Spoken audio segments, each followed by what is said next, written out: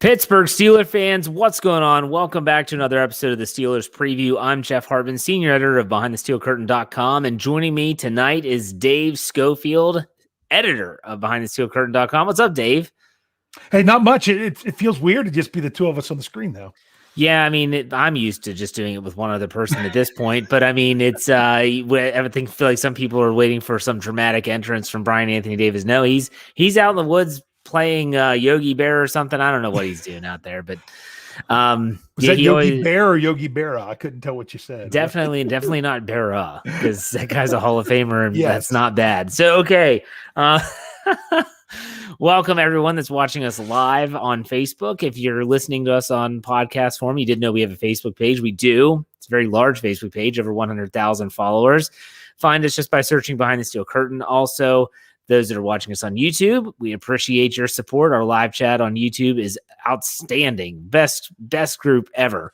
And last week, we asked everyone to chime in and let us know where you're watching from. So if you want to, whether you're watching on Facebook or on YouTube, go ahead. I'd love to see how far-reaching our show is. Like already, dang, from Mexico. We are global, Dave. I tell you what, we are global, just like the Steelers fan base. Yeah, absolutely.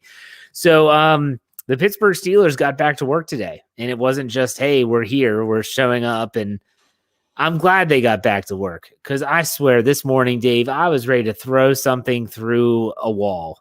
If I had to hear Brooke Pryor or anyone on ESPN spouting off about Ben Roethlisberger's shirt that says different, oh my gosh, how bad of a news day is it that we are having to listen to these talking heads that know nothing about the Steelers, by the way, because Mike Greenberg, I went off on my Twitter page about that. I saw. He was like, oh, the Steelers offensive line, which is horrible. And I'm not saying they were good. No. But they could pass protect. They only surrendered at, 14 sacks last season? 14 sacks. And he's like, oh, he got beat up. And I'm like, dude, Ben was throwing the ball too soon to get beat up. And then, it was of course, the anti-Bruce Arians offense. And then, of course, there's people on Twitter that are like, well, quarterback hits are different than sacks. I know that. I'm not an idiot. But at the same time, it just really irks me, when these national media, and I don't watch NFL Network. I don't watch a lot of ESPN. I only saw that on Twitter. But that just solidifies why, and I talked about this on my Let's Ride for Friday morning. You as fans, if you're a diehard fan, I say this because obviously it's us, but I'd rather listen to whether it's me or Chris Carter on Locked On Steelers. We know more about the team than these idiots on ESPN and all the NFL Network and stuff. But Dave, that's just a little rant. Sorry to get off on that. Yeah, I mean, and we saw that earlier this week when all of a sudden the national media wants to chime in with something with the Steelers when they signed Melvin Ingram. I'm going to call him Mark 16 times. I know I am. That's just what I'm doing. I've already did it in an article. So now they get back to that, and then they're just move on, and they're like, oh yes. So now they'll have TJ Watt, Melvin Ingram, and Quincy Roche. And they stopped. I'm like, you obviously do not follow the Steelers and really have any clue what's going on.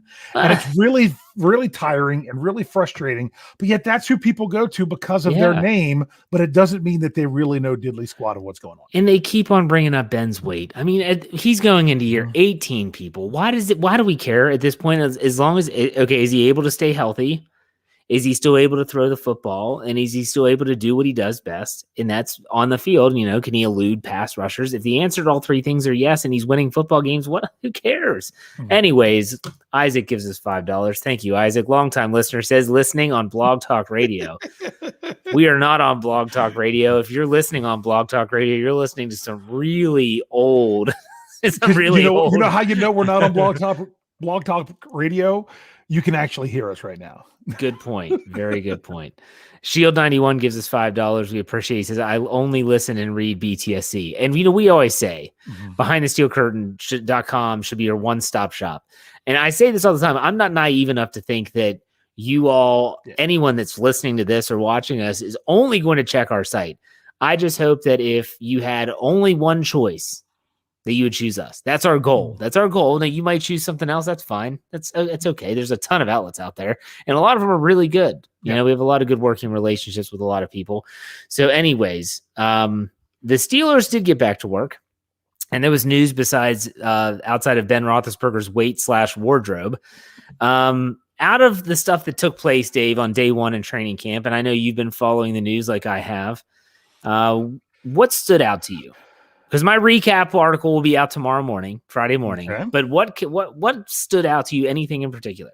Well, did you notice I only heard a report of one thing of actual on-field play? I only heard of one, you talk about who was there, who didn't, but and of them actually playing. The only thing that I heard or I was able to see was Antoine Brooks Jr. apparently got an interception playing slot cornerback against Ben Roethlisberger. Yeah. So, because it was something that he mentioned or he was asked about during his interview, which I haven't seen the whole thing. I've only seen parts of that because I'm busy trying to dissect Coach Tomlin's interview. Right. That's about all I heard from actual plays on the field. The only other thing that stands out was one player did not participate, and that was Kevin Dotson. Apparently, he's dealing with something. Maybe he's not properly conditioned. I don't know. What I mean. No, I didn't say in shape because that's what it said. Maybe he just wasn't, no, but it's not that. No one's starting on the PUP list, but Coach Tomlin said that it'll be something where we're talking days until he's ready to go. And to compound your Antoine Brooks Jr. comment is that Roethlisberger said, and this is something that when you think back to the Mike Tomlin interviews in minicamp, he talked about Antoine Brooks Jr. And they have him, and this is something that Ben Roethlisberger said. Right now, he's getting the first shot. I'm not saying he's the answer. This is one practice, people, but he's getting the first shot at replacing Mike Hilton. I thought that was very interesting. We all assumed or guessed or prognosticated that it would be maybe James Pierre or Shakur Brown, and they will probably get their opportunities. But I never would have guessed Antoine Brooks Jr. would have been the first up. Do you agree with that? Yeah, and I mean, I don't know. Because he's a safety. Right he's now a safety. Doesn't mean anything. Yeah, that's I think it means something. I think it means something. Well, but Coach Tomlin did also make the comments like who was first up today at center was Kendrick Green, and he was saying we want guys that are going to be that are going to be starting the Hall of Fame game to get the reps now to get them ready for that. Some of these younger guys, they're trying to say they might not be the guy, but they might be the guy that's going to be in that game. And it could be that they're saving other people. It could be whatnot. But no, I think the Hall of Fame game's perfect opportunity for Kendrick Green to be the starter. And Coach Tomlin already announced him as the starter. He said, if you want a story, there you go. But all that means is that he's starting the Hall of Fame game. So they're trying to get some of those guys up to speed. So it's interesting, but bottom line is it something we're going to be talking about come September? Right. Well, and that was my big thing was also the Kendrick Green announcement that Kendrick Green is going to be starting in that first preseason game. So a lot of fans will just kind of poo-poo this news and just it is what it is. It's a meaningless preseason game. I completely disagree. Based on the fact that I look at Kendrick Green as someone that is going to have an opportunity to take the bull by the horn, so to speak. And if he plays well enough, he's not going to relinquish that job. Yeah. And that's important. He could easily say, we're going to get BJ Finney out there first. He's the veteran. He's been in the program, yada, yada, yada, all that other stuff that Tomlin would spew out of his mouth. And then if Kendrick Green gets an opportunity later, that's different. I think the fact that he's getting first shot at this, and he's got to win that job, but he has every opportunity to grab the bull by the horns and not let go. Yep. And not the guy that started 3 games at center last year. J.C. Hassenauer? Yeah. I have to talk myself into bringing him up in the discussion. Yeah. Like just to bring him up. So I don't know. It'll be interesting. Someone brought this up in the live chat, and I'll bring it up because you're the salary cap guru. I want this is again. Steelers Twitter is exhausting for me. It really is. It drives me absolutely insane. And during the season, I was on it so long today. I didn't even know when time practice started. Couldn't find it out. Yeah. So I was watching Twitter for hours upon hours today, and now I'm not in a good mood because of it. Anyway, go ahead. Well, yeah, people were so. I don't know. They're so jaded and dejected all the time. Mm-hmm. Anyways, everyone's always talking, and one of them is Mr. Blue Checkmark himself, Mr. Curtain Call himself, Mr. Michael Beck. Look at me, I'm verified, Michael Beck. He's so important now. I mean, he's talking about they need to go sign more players. Dave, can you please tell people that there's nothing going to happen? Because I've been saying this, and I want to make sure I'm not looking like an idiot. Nothing is going to happen. No one's going to get signed without something else happening first. Am I right? And that something would be Joe Hayden extension or Chris Boswell restructure, which doesn't even save them that much money. Or they have like what, $5 of cap space outside of the money that they have to carry through the season. Yeah. If you look at and break it down, and I've tried to break it down before, and I've gone with the estimate of $5 million carryover. And you say carryover, I don't like that term. It's really for in-season business. But yet if they don't use it, then it does go to the next year. But you can't go into the season up against the salary cap, because if a guy gets injured, his salary still counts, and then you have to sign someone else, and that salary is now going to count. That's why you need some of that money. I mean, look at this. Look at this. So look, Wes, I've heard 9 million. I've heard 3 million. Kenneth, I've heard 5 million. Okay. John C, I've heard 9 million. No one knows. I had an article this morning on it. I had an article this morning on it. Okay. That's what I'm asking. So I was just going to try to lay it out quickly. 5 million is what I'm looking at, that quote unquote carryover amount. And I'm also assuming that the Steelers are that it's going to be a 16-man practice squad. The NFL talked about that. There hasn't been anything official, but both sides would like it. Along with that, there are two types of players on the practice squad. You have, practice squad players, and you have veteran players. You can have up to 6 veteran players on the practice squad, but they get paid more. So I went ahead and allotted 6 veterans, 10 regular, so you could save a little bit there, but not a lot. And what it would cost for the season with that. Then you have to add the 52nd and 53rd salary, which is, is it going to be the lowest of the low? It really depends on who they cut. But all in all, a safe number, but it's also not a too safe of a number, is that they're going to still need $9.5 million. Okay, $9.5 million. The retirement of Vince Williams gave you nothing, because his salary was basically at the same level of the one that got displaced when Kendrick Green signed. So therefore, you could say it was Vince Williams. It was the one that was displaced. Right. So that didn't save you anything. Green only cost you $36,000 towards your salary cap right now, because it's only the top 51. The number I have is 9.87 million, and they need 9.5 for the season. So you're talking about only $370,000 above displacement. And right now that displacement amounts $850K. So you're talking, you can sign someone for about $1.2 million and they could be okay for one season. If it's anything more than that, you're going to have to find money somewhere else. Not now. You've just got to find it by September 1st, whenever you have to be cap compliant with all that, with roster cut downs and everything else.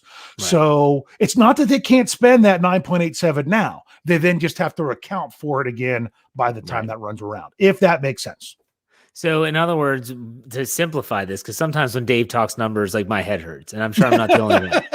So the Steelers have to carry a certain amount of money to cover injuries and practice squad and stuff like that. And if they don't use it, it gets rolled over into next season. But they have to typically keep that. Now, they can spend it, like Dave said, but they have to keep that there just in case. And the practice squad is not a just in case thing. It's you have to pay those players. Yes. And so he's talking about the money that they have over top of that number. So he's guessing that all in all, it's $300-some thousand that they have spending money. They could spend more than that, like Dave is saying. And these numbers, I mean, I'm sure that it could be a little bit different, but Dave's been pretty spot on. I'll be honest. He's been pretty spot on. Uh-oh. Yeah, I'm back. There you are. I'm right next to the freaking modem. Good Lord. And I also want to say one other thing about that. That's assuming that the last 2 players that the Steelers signed in both Trey Turner and, I almost said Melvin Ingram, that their reported deals don't have void years. If they do have void years, then you would have a little bit more space. One outlet was reporting that Turner's contract had 4 void years to it, but they also didn't even have the right base salary for him. So I don't know that I would even trust that, because no one else was reporting that. So if we find out those contract details later, that could be some way that the Steelers went ahead to save some money. But from what we know right now, we don't know that. Yeah. And I'm going to bring Jerry Cherry Band, who is a huge follower of the show, and we use his music on all of our audio only podcasts. He says the leftover money should go to BTSC. I agree, Jerry. And I also want to tell everyone out there that he does provide all of the music for our audio only podcast. And we have 5 new ones coming out. If you've never listened to our audio only podcast, just go anywhere you get your podcast, search Steelers or Behind the Steel Curtain. You'll get my Let's Ride, Dave Stat Geek, Michael Becks, which, by the way, I was joking about Michael earlier. I don't want people to be like, oh, Jeff doesn't like Michael. That's not the case. If we didn't like him, we wouldn't get him. Yes, exactly. But so still, it's one of those, Michael's the live mic. We have all those new shows coming out. The Ohioans with the Steelers Power half hour. We have What Ian's talking about. Jeffrey Benedict's going to be doing a solo show. It's a little bit more X's and O's based. That's exciting. We know the War Room with Matty Peverill has already been out there. So we've got, and the Fantasy Fix with Jeremy Betts. I can't forget that one. So we have all these new shows. He's going to have all the music again. So make sure you check out Jerry's work, not only on YouTube and on social media, but also, as the fact that he does all of our music, then he lets us use it. So thank you. All right, let's get started. So the headline of this podcast is predicting the outcome of the offseason narrative. So I was kind of on a narrative kick. Obviously, I started the show off about mainstream narratives. And I thought about all the storylines, or let me just say the talking points that have been going on all offseason. And I wanted to go back and kind of revisit those and then give our predictions for whether we think they will or will not come true. Some of them can be positive. Some of them can be negative. Either way, we're going to kind of try to maneuver our way and talk this through. So let's start with the glaring elephant in the room, and that's the offensive line. The narrative that the offensive line, because they have 5 new positions. So in other words, they're not 5 new players. Chukwuemeka, Ford, Zach Banner have been on the team, but they're in different positions, so to speak. I mean, Zach Banner, right tackle, he was there last year, but gets hurt. You know what I'm talking about. It doesn't matter who's there. It doesn't matter who's coaching them. The offensive line will stink is a narrative that's been going on all offseason. So, Dave, my question for you is, as training camp gears up, you think this will come true? Or do you think that they'll actually be better than we think? It's really funny because it depends on who's saying the narrative on how bad they think it really is. So, because there are some that thinks there is no hope. I'll just say this. I trust the Pittsburgh Steelers organization. And if they didn't think that they had the right people there at, let's say, for example, people were really upset about the tackles. Oh, I don't really like Banner and a core for blah, blah. If they didn't feel that those guys were going to be the guys, they would have gone out and got other guys. They would have found a way to get the money to go out and get those other guys. Just like once they lost to Castro, what did they do? They went and got someone because they know they needed someone else to be the guy. So part of me is like, the Steelers are smarter than us when it comes down to it, because they have more data than we have. They see these guys in practice and everything else. They actually get to physically speak with them, watch them with their own eyes on the field, everything else. They have an idea of what they're doing. So the fact that they believe in these guys to overcome these odds of being one of the very few teams ever to go, 5 new starters, if you're talking about changing positions, then I feel better about what they think about the team. So therefore, I think a lot of the fans that are really concerned about this are going to feel better about this offensive line once it comes around, or, once we get around to actually seeing who the 5 are going to be and them all playing together, which might not be until week 1. We'll have to see. I think you're going to feel about, but I still don't know that means you're going to feel great about them, if that makes sense. Yeah. So I think it'll be better than what some people are worried about, but it might not be fantastic. It could be, but I'm not going to go that far at this time. I am predicting almost a complete 180 with. And here we're back. So I think it's going to be like a 180. Like a 180. So last season, pass pro was a positive. Running, we know, was awful. They couldn't run block their way out of a wet paper bag. However, I think this year it's different. I think it's almost going to be flip the script. I think if they're going to struggle in anything, it's going to be in pass protection. I think they're going to be a great run blocking line, especially if Trey Turner is healthy. Because if Trey Turner is healthy, And this is the same narrative if David DeCastro was going to be back. If he's healthy, he is a game-changing guard, in my opinion. And so I think they're going to be better at run blocking. I think they're going to they might struggle with pass protection. But if you can run the football, that's a great recipe for an offensive line that might struggle to pass protect. I think that the offensive line will be better. How much better will they be running the ball? I could see them being a middle of the road ranking team, which we talked about this. Dave, you talked about that on a Stat Geek about how middle of the road would be perfect. Not perfect, but I mean, my gosh, it'd be good enough. And then in pass protection, they're not going to be the best in terms of sacks surrendered, maybe more middle of the road. And so if they're middle of the road in both, I'll be okay. I don't think it's going to be as bad as people think. We'll put it that way. All right, let's go to the next one, which kind of talked about this just now. But the running game. I mean, the running game ranked dead last in terms of yards per carry and yards per game. And there's a lot of people, and this is a lot based on the offensive line that we both just kind of talked about. Do you think the running game is going to kind of be, I don't know, it's kind of revived a little bit, or do you think it's going to struggle again? The running game comes down to three aspects.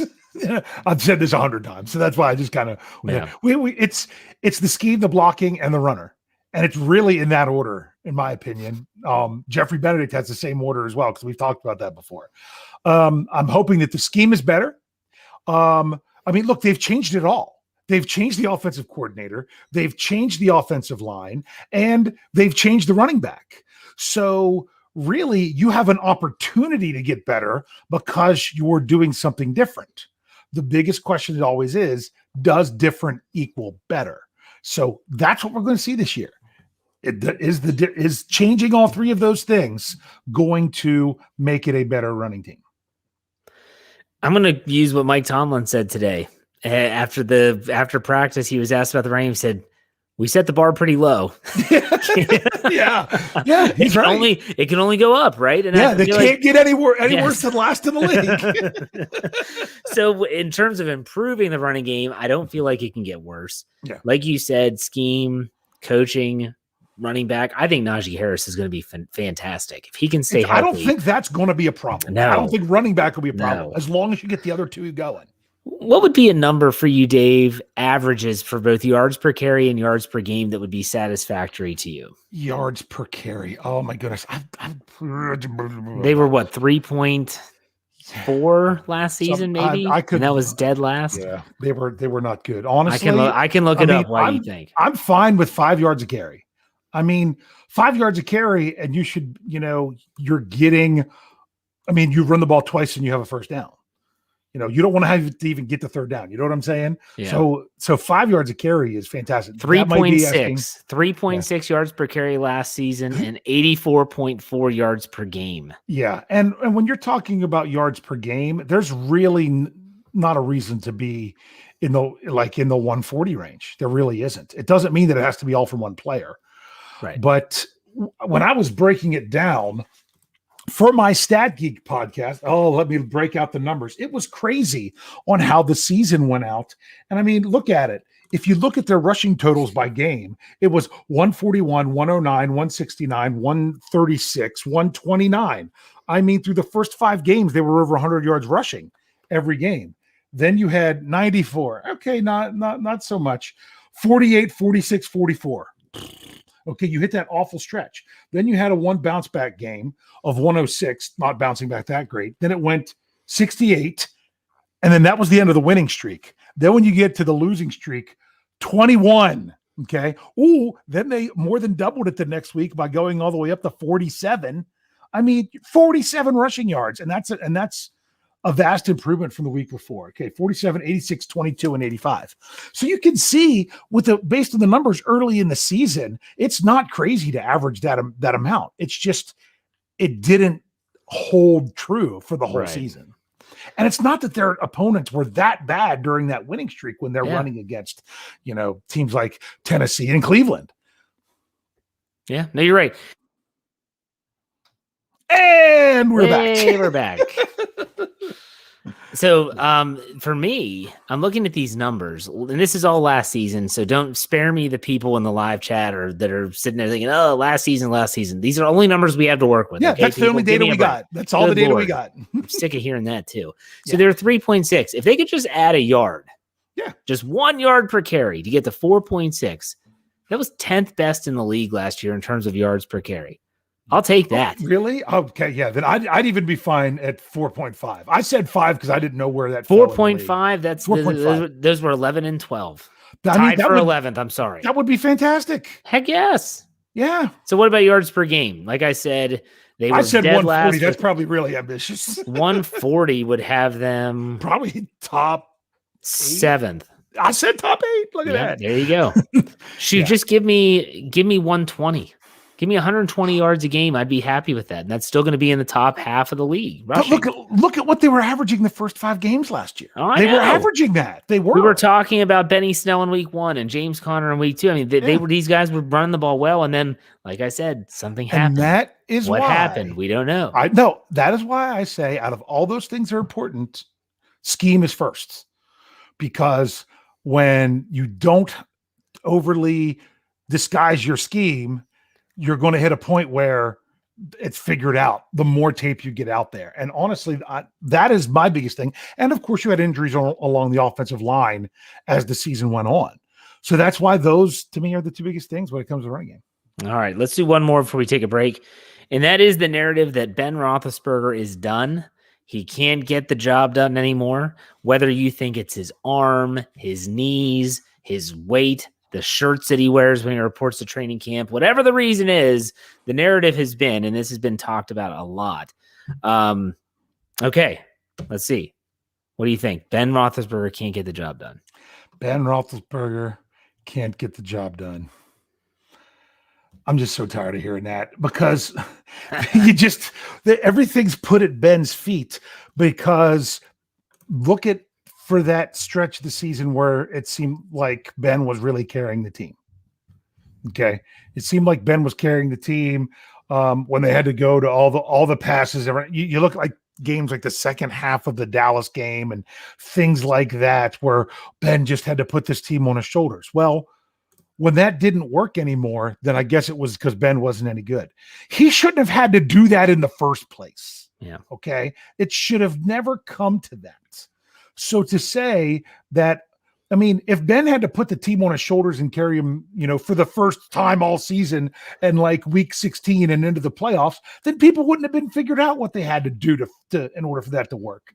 They had to exhaust so many things. And honestly, that's why the extra game does scare me a little bit, because you know what that's doing? That's putting more tape out there at the end of the season. So you've got to continually have new and innovative things, not just to start the season, but as the season goes on. And I mean, I feel like I'm laying so much on the coaches, but I mean, as someone who's coached before, I mean, granted, it was just high school, but still, changing how you do things even as the season goes on based on your available personnel and saying, hey, we can't just do this because we showed that last week. That's kind of what you have to do. So let's get back to Ben Roethlisberger. I'm sorry. I'm still off on that rant. So I still think if you give Ben Roethlisberger time, I said it in my final 30 scenarios in 30 days on the website that we did at BehindTheSteelCurtain.com, your one-stop shop for all the Pittsburgh Steelers. Very nice. If Ben Roethlisberger's given time, he's going to push the ball deep. So you don't have to worry about it. They're just going to do the dink and dunk. If he gets time and he has confidence that he has time, he's going to go deep. So it's not that Ben can't. It's not that Ben's washed up. I'm so tired of people that saying Ben can't throw the deep ball. Sorry, I'm on a little bit of a rant.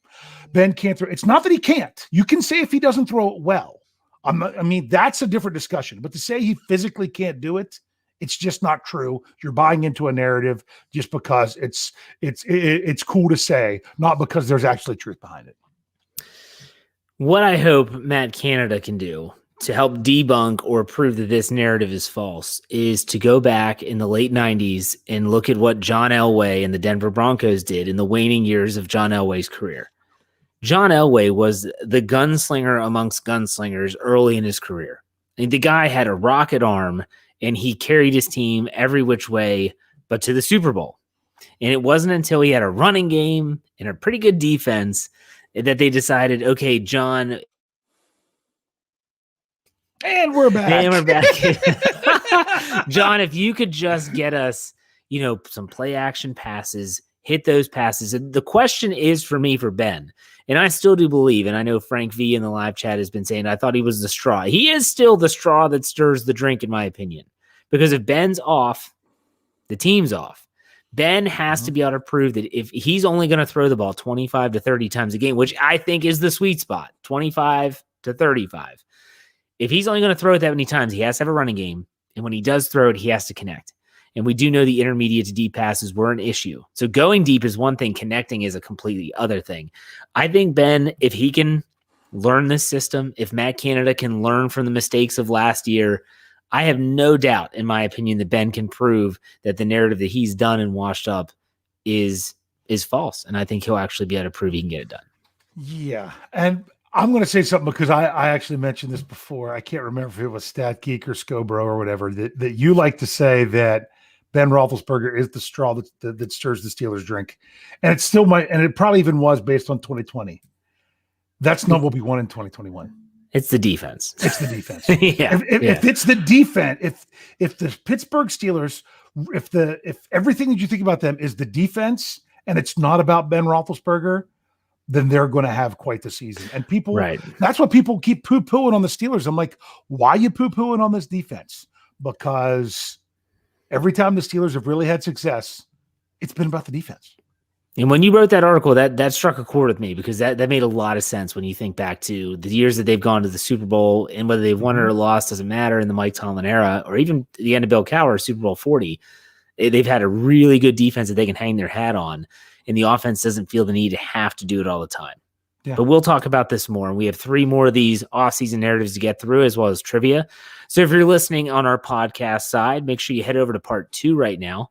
If you're watching live on YouTube or on Facebook, stay tuned. We're not going anywhere. We'll be right back after this break.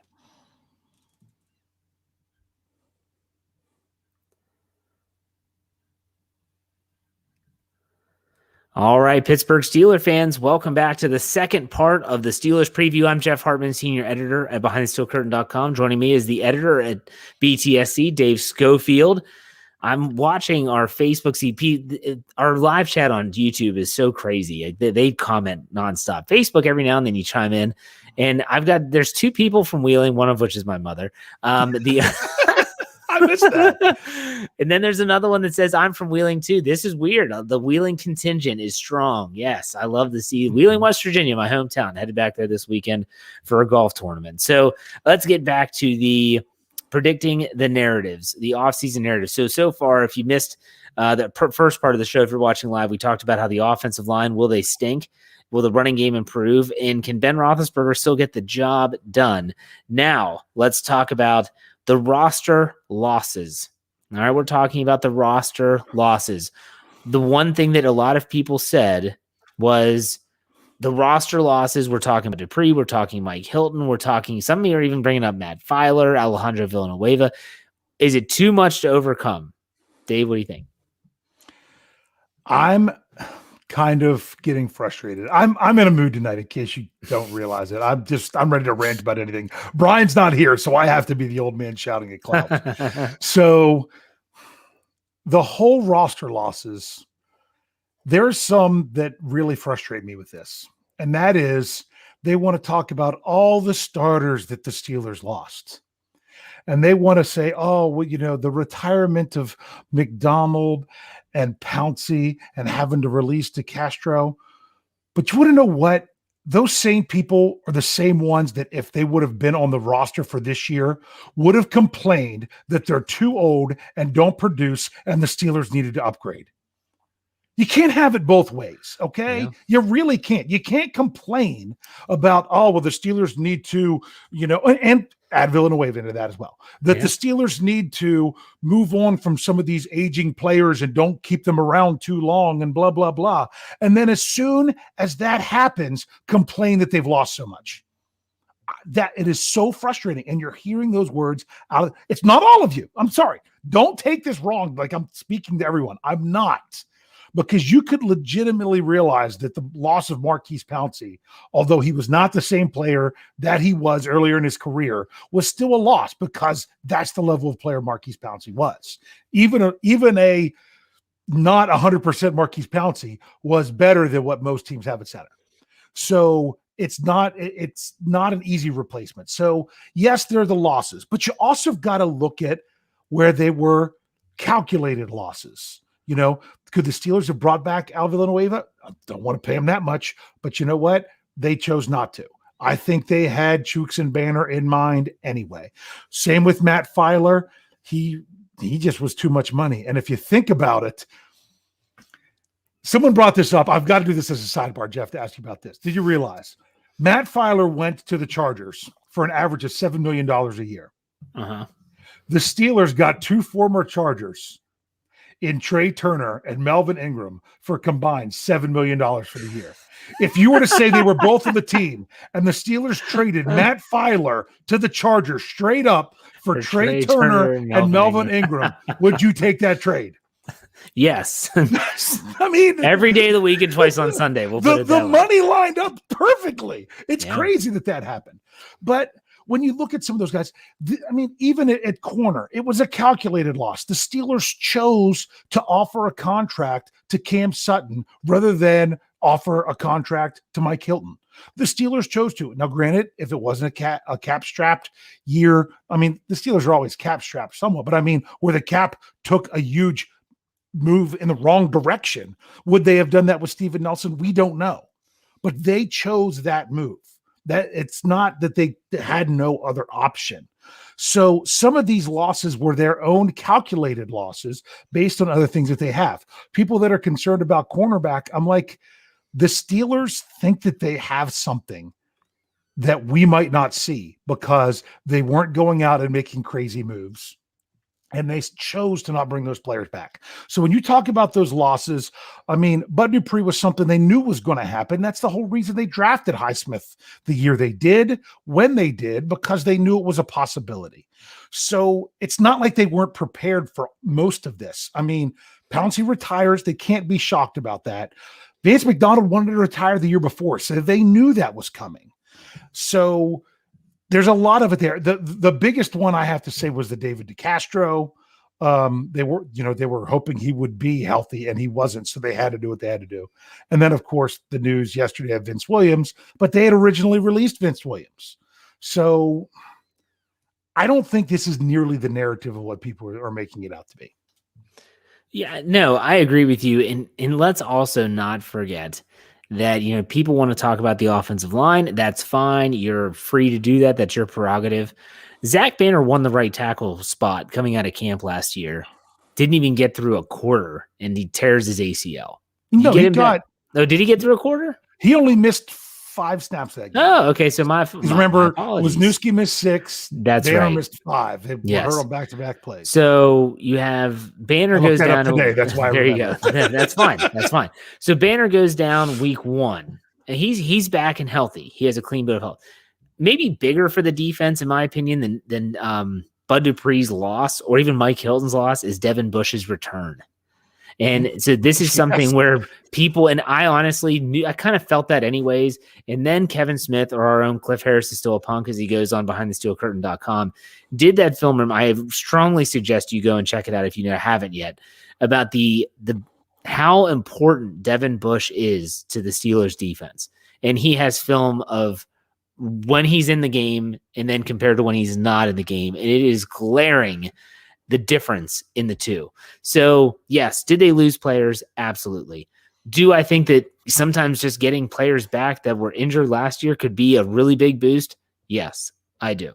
All right, let's move on to the next one. This is a positive. Sorry, I really went off on that one. Yeah, it's okay. That's all right. This is what we're here for. Defense. The defense will still be a top 5 unit. So everyone, believe it or not, most people have understood that there are all these question marks on the offensive side of the ball with a new coordinator, new offensive line coach, all these questions, new rookies at tight end and running back. Most people would say that the defense is still going to be pretty good. Dave, you think that's going to hold true, or do you think that they're going to take a step back? Absolutely. Top 5 defense. And that's being To me, I'm saying that being conservative. I'm honestly, it's top 3 or bust. Okay. Okay. Let's do this. And even number 1, shoot it up to number 1. They're going to be, I think if they can stay healthy, they're going to be legitimately one of the best defenses in the league. And but staying healthy is the statement. But if there's a weak spot on this defense, and we're back. Where is the weakness on this defense? If there is one, in your opinion, there has to be one. No defense is perfect. So where's the weak spot? Well, you would think going into this season that the weak spot's going to be the corner opposite of Joe Hayden, because it's the least known. It really is. So I would list that. I'm not saying that it's bad, but if you have to pick a weakness, you got to pick Minkah Fitzpatrick. I'm not going to say that. And then the way the Steelers used Terrell Edmonds to his strengths. The only other thing I would say is, if you have some question marks now at inside linebacker, I expect Devin Bush. Like I said, I think he meant more to that defense than what people realized when he was gone. I've gone on and on about the sacks, even though it wasn't him getting the sacks. But he is coming off the injury, and now you have Robert Spillane playing next to him, who I have confidence in, but that's what you have. So I'm not saying either of those 2 spots are bad, but if I had to pick a weakness, it would be one of those 2. And when we're talking about a weakness here, people, to me, it's starting. It's starters. It's not, we can talk about depth. Every team has depth issues at some positions. So behind Minkah and Edmonds, not good. We'll put it that way. Not good. But at the same time, we're not talking about and assuming an injury is going to happen. So where's the weakness? And I agree with Dave. It's cornerback. I do feel like Joe Hayden still has some juice left in the tank. But who's going to be opposite him? That's a huge question mark. And then you come down that it could boil down to if the secondary can't hold up. And speaking of the scenarios, I did the scenario that Joe Hayden would have more interceptions than Minkah Fitzpatrick in 2021. That was one of my scenarios for the 30 scenarios in 30 days.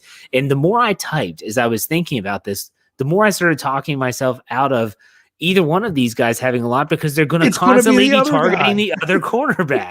So it's definitely a concern. I do, though, think this defense, if Melvin Ingram, my gosh, if he can be a part of just half the player, a rotational guy, he and Highsmith, and then and then the front, you kidding me? With Cam Hayward? They're all back. They're all back. And what if Chris Wormley? Well, when I say front, I meant defensive right. I get it. But what if Chris Wormley can actually stay healthy and actually contribute this season? And that's something that he was banged up a lot last year. No one really knew what they had. Yeah. So, I mean, but someone might not have understood what I said with the whole Spillane thing. We haven't seen Spillane really play next to Devin Bush, because he came in for Devin Bush last year and played well. We haven't seen the 2 of them together. That's kind of what I was saying. Not that I think it'll be bad, but I've said this many times, and I said this is something like Brian Anthony Davis would say, and therefore he started saying it, is when you're talking about weaknesses in the Steelers defense, it's like talking about the ugliest supermodel on the runway. I mean, because that's the Steelers defense. Oh yeah, they're going to be legitimately really, really good, and you just hope that they're good enough to the point where they can start to get creative on defense and moving Minkah Fitzpatrick around, baiting quarterbacks. And I see these stats in the offseason. They're just insane in terms of quarterbacks avoiding Minkah Fitzpatrick like the plague. I mean, it's unbelievable. Unbelievable. I mean, he's missed out on so many of these top defenders because they set a number of targeted X number of times. And he's so rarely targeted, like 25 targets for the season. It's insane. Well, did you happen to check out that podcast? I put it in the Slack channel. That it was a video. It was like 4 minutes in length. Mike Tomlin joined Sean McVay and I wanted to so Raheem bad, but Morris. I still haven't yet. Hearing him talk about just Minkah Fitzpatrick while we're on the topic of defensive backs and defense, he said, I spend so much time with Minkah Fitzpatrick, and a lot of times you know what I'm doing? He said, I'm asking questions. I want to know what he's seeing on certain plays, because he knows how smart and how intelligent Minkah Fitzpatrick is as a football player. I mean, it's tremendous stuff. It's absolutely tremendous stuff. So you got to check it out. All right, let's go to the last one here. The 2021 NFL draft class won't have an immediate impact. A lot of people, not saying I'm one of them, have said that they think that this draft class, from Najee Harris all the way to Trey Norwood, 9 drafted players. They're going to be good, and they're going to be a draft class that will have a lot of impact players eventually, but maybe not so much right away. Yes, Najee Harris is the outlier here because I think everyone's expecting him to step in right away and be an impact player. Then you get into Freiermuth, and a lot of people are wondering, are they going to run a lot of 2 tight end sets? Are they going to have sets where he's out there and Ebron's not? We don't know. Can Kendrick Green win the job out of the gate? Everyone's assuming that Buddy Johnson and Dan Moore Jr. Like Dan Moore, everyone's like, oh, he's a developmental tackle. He's supposed to start. And we're back. I'm just trying to cover the gap now. I know. It's really annoying. So I'm going to hardwire in next show. But anyway, So it's one of those situations where, Dan Moore is considered a developmental tackle. Buddy Johnson is considered a special teams depth guy. And you can go on down the line. Now, obviously, Big Press is a special teams guy, and he's going to hopefully win the job, and he'll have an impact. But Dave, what do you think? The 2021 draft class won't have an immediate impact. Okay. I got a very interesting email today and it's funny because several people have emailed me over the last week and a half. I am still reeling, trying to get caught up with stuff. I've read them. I haven't had time to respond, but this one came from someone who's asked some questions for Stat Geek before. His name's Rick Fell. And he was talking about, he's like, I like to look at the draft class, and then I like to step back and then look at them again, like right before the season starts, like right before training camp. So he was sending me his thoughts on this. And he's like, a lot of times the Steelers draft a player who you expect to, reach a point to where they're a perennial Pro Bowler in their career. He says, I don't know that the Steelers drafted that this year. I don't know that they have that perennial Pro Bowler. And some people are like, well, what about Najee? The problem with that is you're probably thinking about the longevity of a running back is the biggest issue there.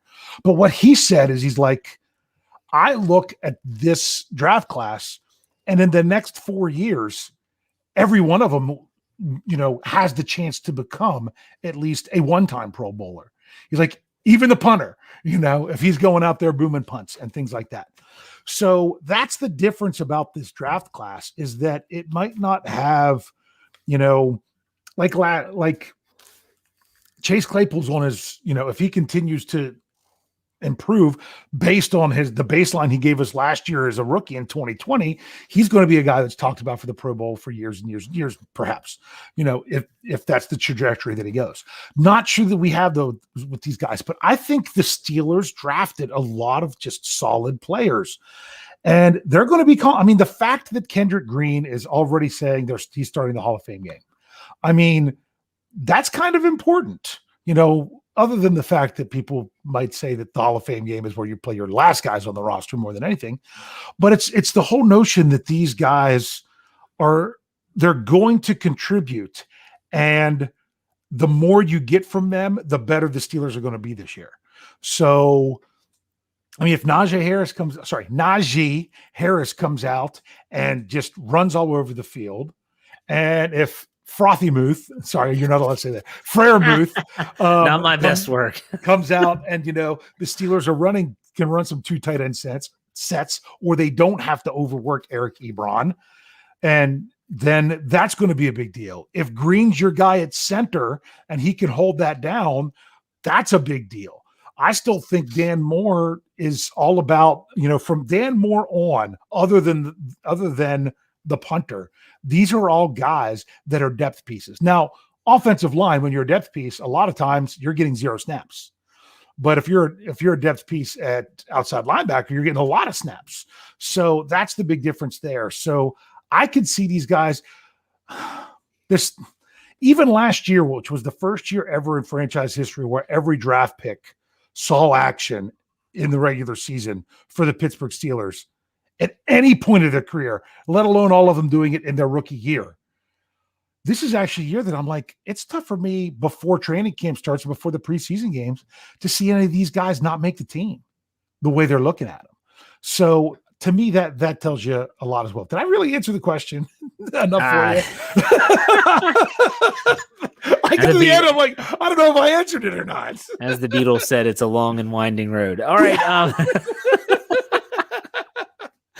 So for me, I always any NFL draft class, I look at rounds 1 through 3. Yeah.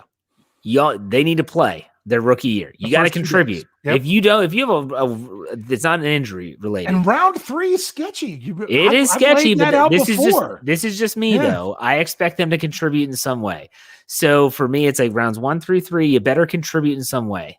And if you have someone that doesn't make the team and you drafted them in rounds 1, 2, or 3, good Lord, what a swing and a miss that would be. Happen. I mean, it doesn't happen. It's rare. It's a round 4 guy even that doesn't at least make the team for 1 year.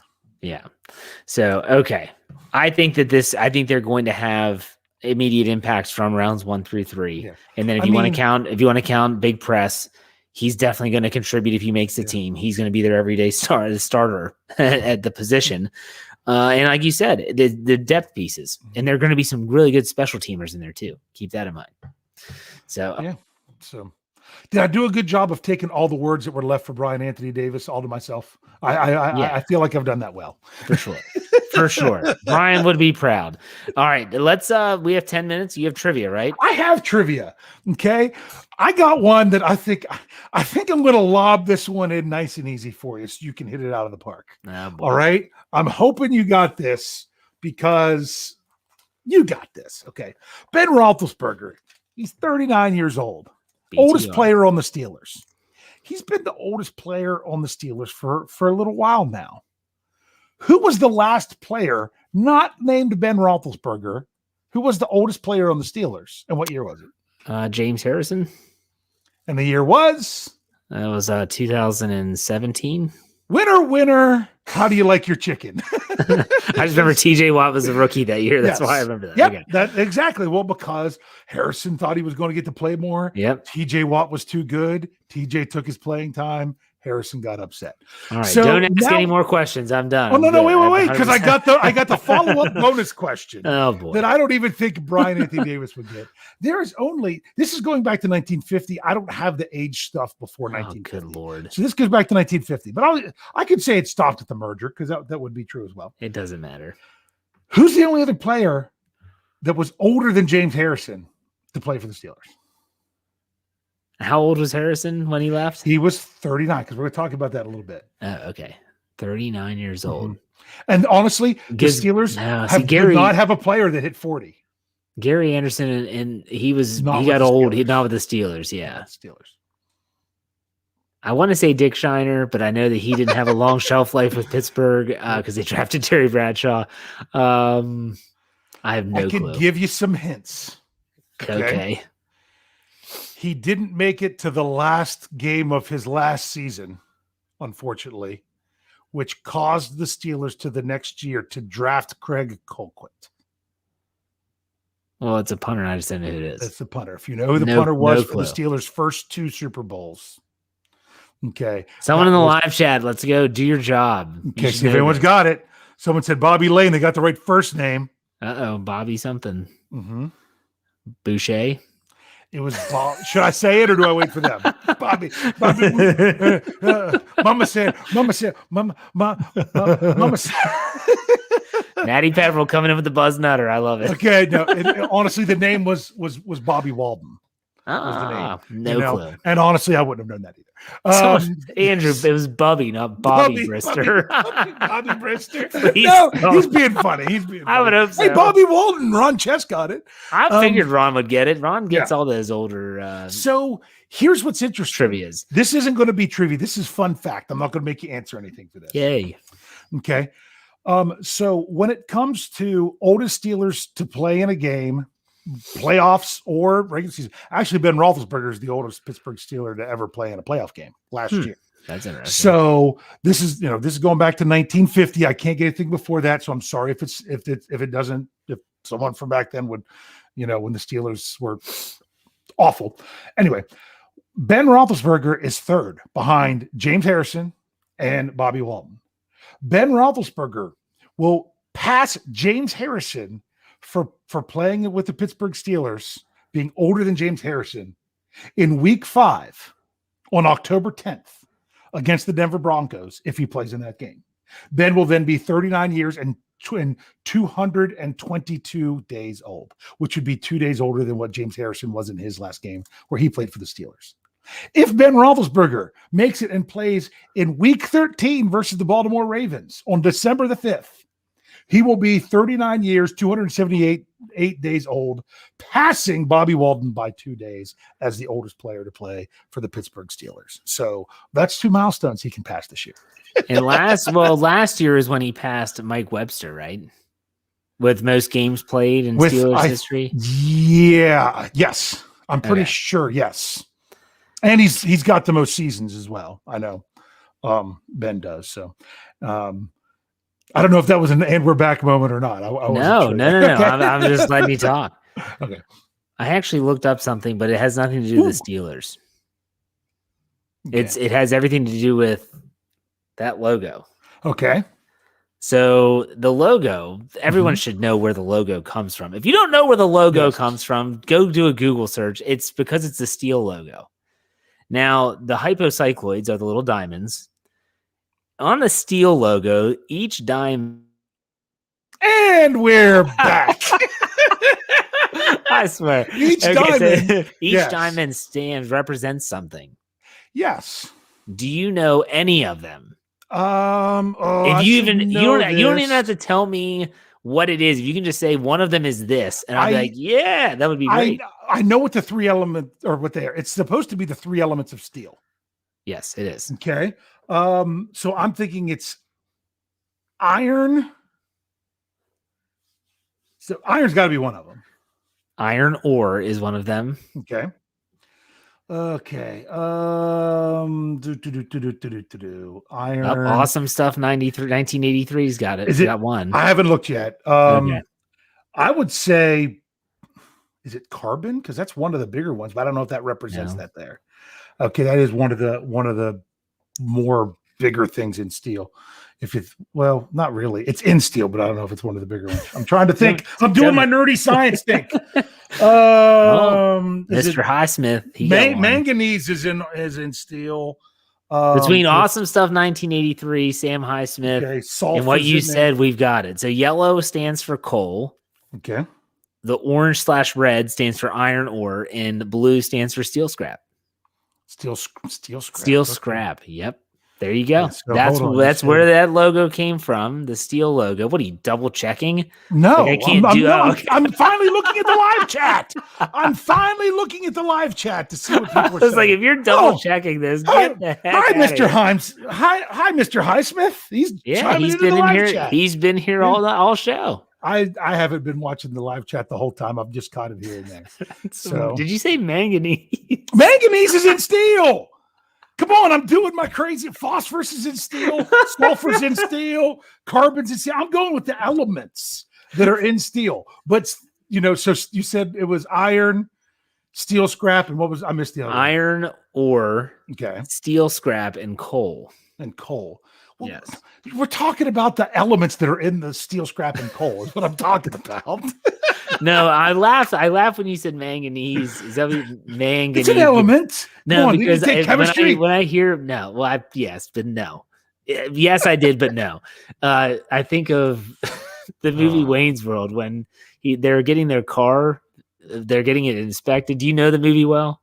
Oh yeah, Wayne's World. I could probably quote. So where Wayne is sitting there going "Zitza Bindua." Oh, you're learning Cantonese. Like that's stop it! You're scaring me, man.